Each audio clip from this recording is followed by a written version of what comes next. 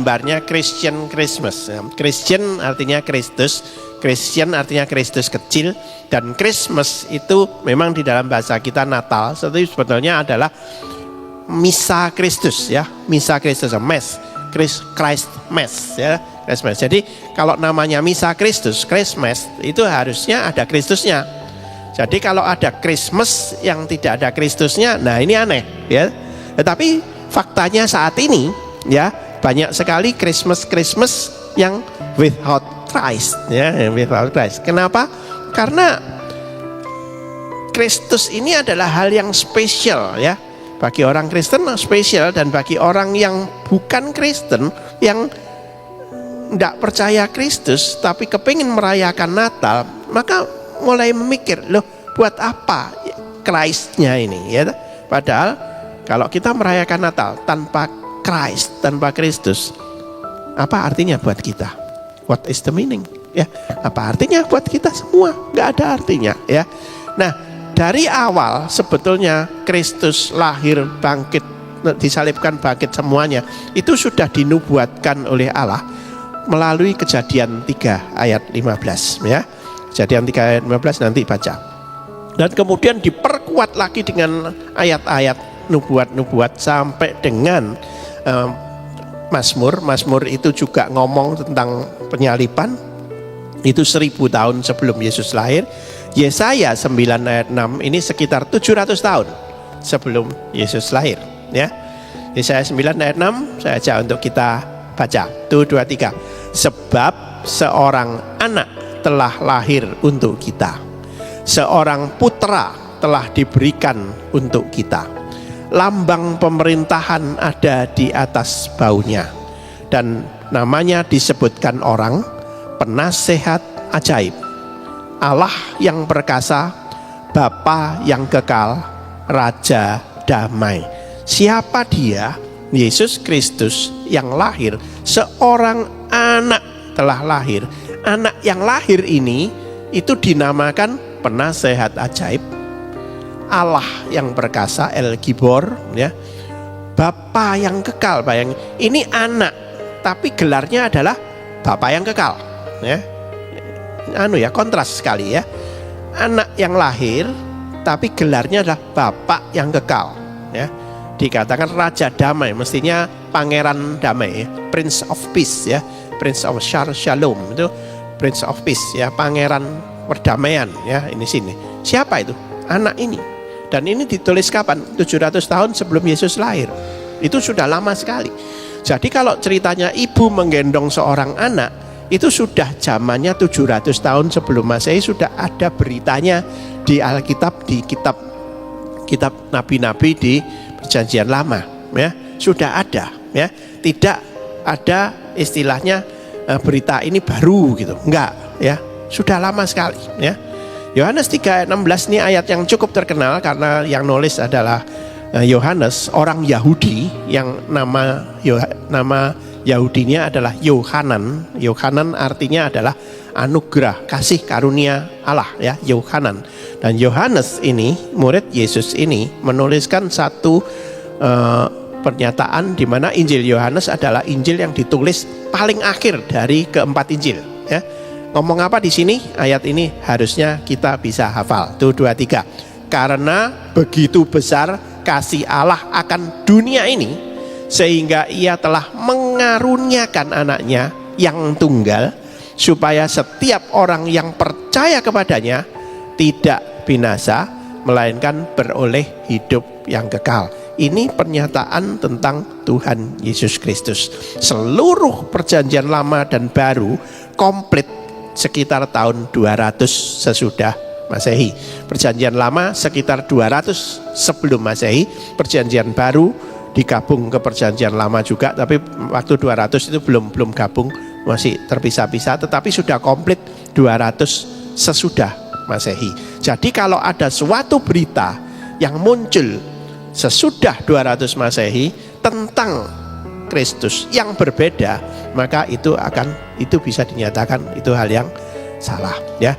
Kalau ada berita-berita tentang Kristus yang lebih awal dari 700 sebelum Masehi tentang Kristus, nah itu mungkin masih bisa didekatkan ke ini. Tetapi kalau sesudahnya, ya, sesudah Alkitab Perjanjian Lama 200 sebelum Masehi, ada berita-berita tentang nubuatan kelahiran Kristus yang berbeda, maka itu akan menunjukkan bahwa itu salah, itu bukan itu, ya. Nah ini perlu kita menguji tentang hal ini. Nah, saya ajak untuk kita memikirkan tentang Christmas. Saat ini, adakah Christmas tanpa Kristus? Adakah? Ya, bagi kita yang di gereja Kristus Tuhan, kita pasti merayakan Natal. Tetapi pada saat kita merayakan Natal di dalam keseharian kita, di dalam keluarga kita masing-masing, bagaimana? Apa yang diadakan? Di tempat-tempat lain, pesta-pesta Natal itu begitu banyak, betul ya? Pesta-pesta Natal di keluarga. Saya juga pernah waktu dulu ya diundang dari keluarga untuk pesta Natal. Tetapi di dalam pesta Natal itu tidak ada bicara tentang Kristus. Yang diadakan adalah satu nyanyian yang diambil dari kaset,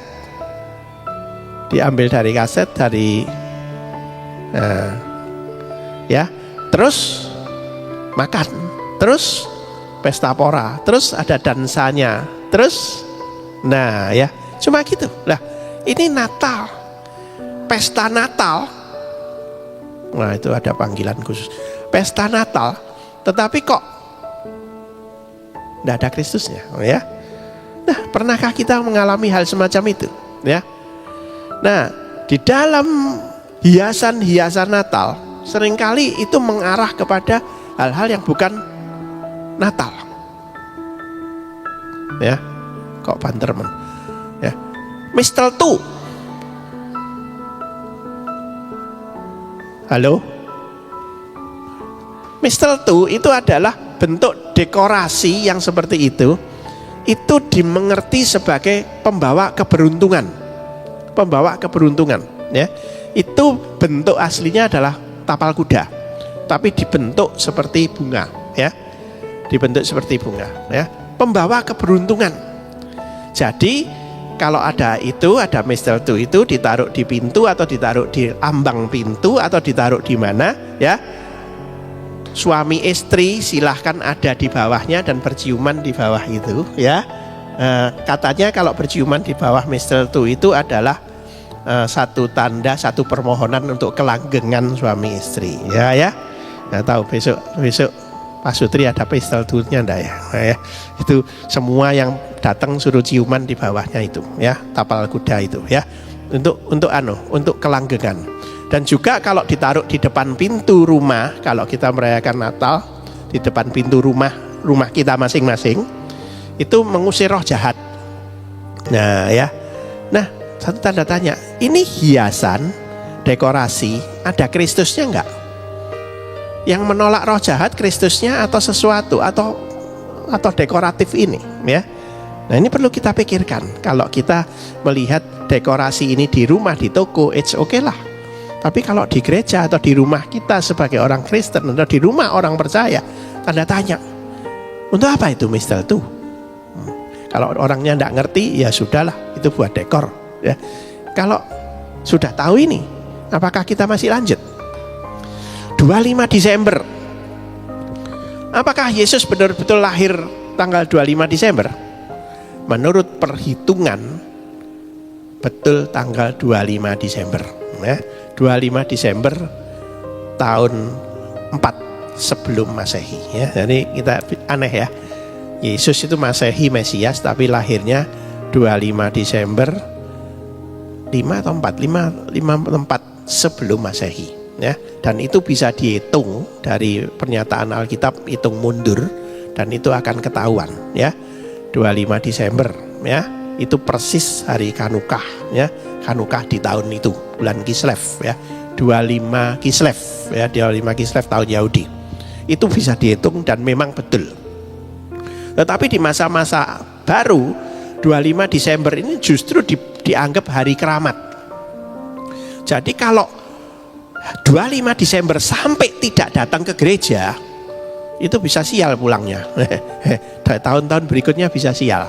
Karena itu banyak orang yang pas Natal pasti ke gereja. Mbok setahun tak tahu nang gereja, tapi lek Natal pasti ke gereja. Kenapa? Takut sial di situ ya. Takut sial ya. Makanya ada dikatakan Kristen napas ya. Kristen pas Natal mbek Paskah. Natal Paskah ada ya. Wis sisane ra ono sing nggarai sial dua ini tok katanya ya. Tapi ya ada yang begini ya. Ada yang nggak percaya bahwa Yesus itu lahir 25 Desember. Silakan dihitung ya. Kalau ngitungnya nggak benar ya nggak ketemu gitu ya. Jadi kalau ngitungnya benar ketemu. 25 Kislev 5 SM itu 25 Desember ya, itu ketemu ya. Jadi rekan GKT yakinlah Yesus Kristus lahir 25 Desember ya. Yakinlah 25 Desember 5 SM. Oke. Apalagi pohon terang ada di sini. Pohon terangnya bentuk macam-macam. Tapi di mana asalnya pohon terang? Pohon terang asalnya adalah dari daerah-daerah Eropa.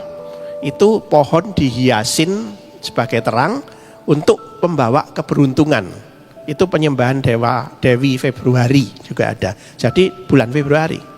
Tapi hiasan ini populer di saat Natal.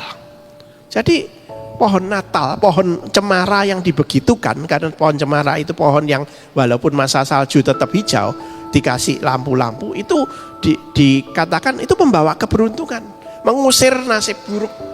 Jadi kalau di rumah tidak ada pohon ini bulan Desember, wah hati-hati, nasib buruk bisa muncul. Wah ya, nah berani nggak pasang pohon Natal? Di tempat saya nggak pernah pasang pohon Natal. Oh, di gereja ada, ngapain kok saya pasang pohon Natal? Ternyata di gereja ya pohon Natalnya ada. Tapi rasanya pohon Natal yang model begini bukan membawa keberuntungan, ya. Lose khusus untuk lose rosa mungkin bawa keberuntungan, ya tidak tahu. Ya, bongkarnya, nah ini nanti waktu Natal, bongkarnya harus sesudah 6 Januari, ya. Kenapa? Karena 6 Januari itu adalah perayaan Epifani ya. Kalau sebelumnya sudah dibongkar, sial nanti ya. Nah ini tidak ada hubungannya dengan Kristus blas ya. Pohon Natalnya cemara yang diginikan dan nasib buruk dan lain-lain itu tidak ada urusan sama Yesus. Kemudian malam Natal, Eve night, 24 Desember malam. Di sini tidak ada kebaktian ya. Banyak gereja-gereja lain 24 Desember ada kebaktian. Tetapi ada orang-orang khusus yang percaya bahwa 24 malam ya, malam Natal itu saatnya roh-roh baik sedang jalan-jalan untuk nolongin orang. Jadi jangan tidur sore-sore. Malam Natal tidurlah malam-malam. Dulu sebelum ada Covid, sebelum masih aman, kebaktian malam Natal itu jam 12 malam ya, jam 11, jam 1 malam selesai ya, itu zaman itu ya. Tapi sekarang enggak ya, apalagi masa Covid, kebaktiannya di rumah masing-masing ya. Nah kalau pas malam Natal bisa lihat bintang jatuh, komet, itu adalah satu keberuntungan besar. Makanya pas malam Natal menteleng ke langit ya, ngelihat langit, siapa tahu ada bintang jatuh. Begitu bintang jatuh kita kelihat, hore ya, karena kita dapat keberuntungan itu katanya ya. Nah, makanya jangan macam-macam hal-hal yang begitu ya. Termasuk di malam Natal ya, kalau cari jodoh itu di Jerman itu melihat babi yang teriak atau ayam yang berkokok. Jam 12 malam itu yang berteriak itu babi atau ayam. Kalau babi yang teriak jodohnya model begitu, kalau ayam yang teriak jodohnya model begitu ya. Dipraktekkan yang belum punya jodoh ya. Yang belum punya jodoh nanti malam Natal keluar deket-deket kandang babi sama kandang ayam ya. Yang teriak duluan yang jam 12 malam. Nah, itu di Jerman percaya yang begitu-begitu, walaupun mereka percaya teknologi tinggi ya. Tapi kenyataannya begitu. Ada Kristusnya di situ? Nggak ada. Tapi ya begitu. Hadiah Natal. Boleh ngasih hadiah Natal? Oh boleh. Ya, berbagi kasih itu bagus, betul ya. Baksos ngasih areng Natal ya. Ya, sebuah kita ngasih boleh, dikasih juga terima, betul ya? Wah, ya seneng hadiah Natal. Tapi ada orang yang percaya hal yang lain. Kalau memberi hadiah Natal ke orang yang nggak mampu, itu akan membawa keberuntungan di tahun depan. Wah, yang percaya ini coret. Beri hadiah Natal kepada orang yang nggak mampu, berilah. Tapi jangan ada embel-embel ada keberuntungan ini, ya. Enggak ada apa-apa. Tapi ada yang percaya itu, ya. Berbagi supaya rezeki tahun depan lancar, ya. Nah, ini enggak. Ini kan lotre, ya, main tombokan kayak kogel gitu ya. Aku nombok saat gini, nanti dapatnya 60 kali lipat. Enggak, ya. Banyak orang berdoa ngasih persembahan atau berbagi, itu tujuannya adalah itu, ya. Berbagilah. Tapi jangan sampai punya tujuan setelah aku berbagi nanti tahun depan aku dapat keuntungan yang lebih besar daripada yang aku bagikan, ya. Aku beri persembahan supaya nanti aku dapat hasil keuntungan cuan yang lebih besar daripada yang aku persembahkan. Nggak itu, ya, salah yang begini, ya. Kemudian mungkin kita nggak asing lagi dengan Santa Claus. Santa Claus kalau di Belanda ngomongnya Sinterklaas, ya. Artinya sama, ya, Sinterklaas. Dan kalau Belanda itu masalah rasis, ya, karena Sinterklaas dan pit hitam itu orang kulit putih dan orang negri, tuh, ya, itu seperti itu, ya. Jadi nggak pas, gitu ya. Tapi kalau ngomong Santa Claus, apa urusannya Santa Claus ini dengan Kristus? Ternyata nggak ada, ya. Dan di desanya sana, desa Santa Claus itu Finlandia, ya. Di Finlandia, yang pernah ke Finlandia atau paling nggak lihat Finlandia. Di Finlandia itu ada desa namanya Rovaniemi, itu dikatakan desanya Santa Claus. Di sana itu semuanya Santa Claus, ya. Semuanya ada pizza Santa Claus, Santa Pizza, Santa Cafe, naik kereta yang ditarik rusa, ya, kemudian bayar berapa, keliling-keliling di desa itu. Ada butiknya, butik Santa butik lah, ya. Kemudian ada topi Santa dan lain-lain ada di sana itu Rovaniemi, ya. Ya, Santa Claus kemudian dimitoskan juga di zaman itu dulu bahwa dia bisa bawa hadiah, naik kereta yang ditarik rusa, turun di cerobong asap. Makanya pas hari malam Natal, anak-anak disuruh pasang kaos kaki di cerobong asap, ya, di Eropa, ya. Kalau di Indonesia kan tidak ada cerobong asap, ya, malah kobongan, ya, di Indonesia cerobong asap, ya. Di Indonesia tidak ada satupun rumah yang pakai cerobong asap. Di Belanda ya, di Eropa ya. Nah, ini muncul cerita ini. Adakah Kristusnya di cerita Santa Claus? Tidak ada, ya. Tetapi orang Kristen juga seneng, ya, pakai Santa Claus sebagai dekorasinya. Bahkan juga ada pendeta yang macak Santa Claus untuk bagi-bagi hadiah, gitu ya. Nah, kenapa kok macak Santa Claus sih? Kok gak langsungnya macak Tuhan Yesus kasih hadiah? Kita kan wis, ya, nggak ada masalah toh.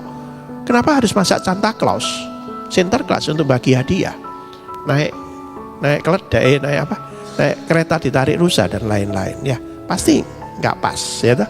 Malah ada yang mengatakan Santa Claus itu dari budaya Finlandia, ya, budaya Odin, dewa Odin dan lain-lain. Nah, selain itu juga ada berita-berita yang mirip Natal yang dimasukkan, yang dikacaukan dengan berita Natal asli, ya. Sehingga banyak orang yang apa bener ya, ya toh? Berita yang mirip Natal. Bahkan orang jadi ngomong Natal yang tiru-tiru itu, ya. Berita Natal yang terniru-niru cerita-cerita atau legenda-legenda atau mitos-mitos itu, ya. Lewat jarak dan waktu, wah, berita Natal ini terdistorsi, geser, ya. Nah, masalahnya Natal yang tiru ini, pagan ini, atau justru pagan itu yang niru Natal? Nah, kalau harus adil harus sama-sama toh, ya. Natal tiru, nanti dulu mulainya kapan, ya. Nah, salah satu itu adalah Nimrod dan Semiramis, itu budaya Babilonia. Nah, budaya Babilonia ceritakan adalah ibu melahirkan anaknya Nimrod, itu satu pangeran yang membawa keselamatan bagi negara, bagi dunianya zaman itu, ya. Dikatakan itu persis lahirnya juga 25 Desember, ya. Berarti Natal kita niru itu. Apa enggak itu yang niru Natal, ya. Itu perlu, ya. Di mitologi Persia kuno ada cerita tentang Dewa Mitra. Lahirnya 25 Desember. Dia dewa matahari yang dianggap sebagai penyelamat umat manusia dan pelindung kebenaran, ya. Lahirnya di gua, ya, persis Kristus. Kalau begitu yang benar Natal atau Mitras atau Dewa Mitra ini, ya. Orang yang nggak percaya Yesus ya paling ini yang benar Natal yang niru. Nanti dulu apakah justru ini yang niru? Cerita Natal sudah muncul 700 tahun sebelum Masehi. Sedangkan populer Dewa Mitra baru abad 1 sampai 5 di Romawi, ya. 1 sampai 5 paling benar 500 sebelum Masehi. Yesaya tadi sudah 700 sebelum Masehi. Mestinya enggak. Ada yang percaya Migdal Eder. Nah, Migdal Eder rasanya ini benar, ya. Karena apa? Migdal Eder ini adalah menara kawanan domba yang disebutkan di kitab Mika. Jadi Yesus lahir di menara kawanan domba. Bagian bawahnya bentuknya seperti gua, dan di Migdal Eder ini dipelihara kambing, domba-domba yang akan dikorbankan di bait Allah, ya. Nah ini nanti kalau perlu ini perlu pengkajian khusus, ya. Apalagi, ya, mitologi Mesir ada Horus, dewa Horus. Itu anaknya Dewi Isis dan Osiris. Ini juga sama. Dia adalah bayi istimewa, anak yang menjadi penyelamat. Lahirnya akhir Desember juga. Nah, ya. Wah, Natal niru ini kali? Enggak, ya. Mungkin ini yang tiru Natal ini. Ptolemeus itu sekitar 300 sebelum Masehi, 300 sampai 30. Sedangkan berita Natal itu 700 tahun sebelum Masehi sudah dinubuatkan oleh Yesaya, termasuk Mika. Jadi lebih lama, ya, lebih lama. Berarti ini yang lebih benar, ya. Ini mungkin masuk, mirip dan lain-lain, ya. Nih, ya. Satu lagi ini yang terkenal sekali karena di Olimpiade kemarin di Paris itu dipakai mitologi Yunani, yaitu Dionysus. Dionysus adalah dewa anggur dan dewa pesta. Kelahirannya juga ajaib, ya. Lahir dari Dewi Semele dan Zeus, ya. Itu antara dewa dan manusia, ya. Zeus itu dewa, raja dewa. Dewi Semele itu adalah manusia, ya. Dan kemudian melahirkan Dionysus. Dionysus itu bisa mengubah air menjadi anggur, ya. Dan itu dianggap ini Yesus. Makanya di Olimpiade Paris kemarin kan ada diorama yang belakangnya ada drag queen dan kemudian depannya ada Dionysus yang pakai baju yang pakai warna biru yang nyanyi, ya. Kalau enggak nanti silahkan lihat di YouTube saya, ya. Ada tentang urusan Olimpik Paris, ya. Nah, hati-hati yang situ dikatakan Dionysus inilah. Kalau gitu berita Natal Yesus ini tiru-tiru Dionysus. Apa enggak sebaliknya? Dionysus yang tiru-tiru Natal, ya. Karena itu mari kita pikirkan. Yesus Kristus lahir di hari Natal 25 Desember 5 SM. Itu sudah diperhitungkan dan memang betul itu. Dan sudah dinubuatkan sejak zamannya Musa, abad 13 sebelum Masehi. Abad 10 sebelum Masehi, zaman Raja Daud sudah disebutkan. Yesaya abad 8 sebelum Masehi. Nabi Mika abad 5 sebelum Masehi. Itu sudah ngomong. Berarti yang lain-lain tentunya enggak pas, ya. Mari sebagai orang percaya, orang Kristen, kita percaya berita Natal yang benar-benar ada sesuai dengan Alkitab kita. Mari kita pikirkan ini. Oke? Ya, di dalam 1 Timotius 4 ayat 7 dikatakan apa? Tetapi jauhilah tahayul dan dongeng nenek-nenek tua. Latihlah dirimu beribadah. Nenek-nenek tua itu bukan zaman sekarang, betul ya?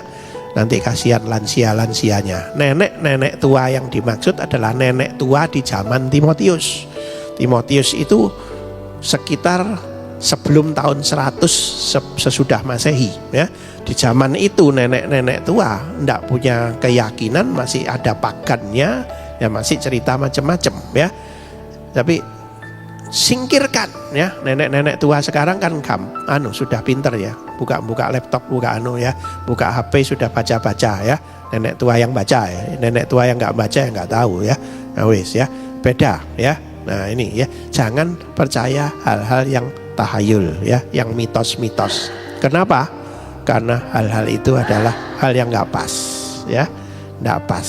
Oke, mari kita yakini Yesus Kristus betul-betul lahir di hari Natal, dan Yesus Kristus betul-betul Allah yang berinkarnasi jadi manusia, dan Yesus Kristus betul-betul menghapuskan dosa, menebus kita, dan Yesus Kristus juga yang menyertai kita sejak kita percaya kepada Dia sampai kita nanti ada di surga, atau entah dimanapun kita berada setelah sudah mati, kita berada bersama dengan Tuhan Yesus, dan itulah yang harus kita percaya. Amin.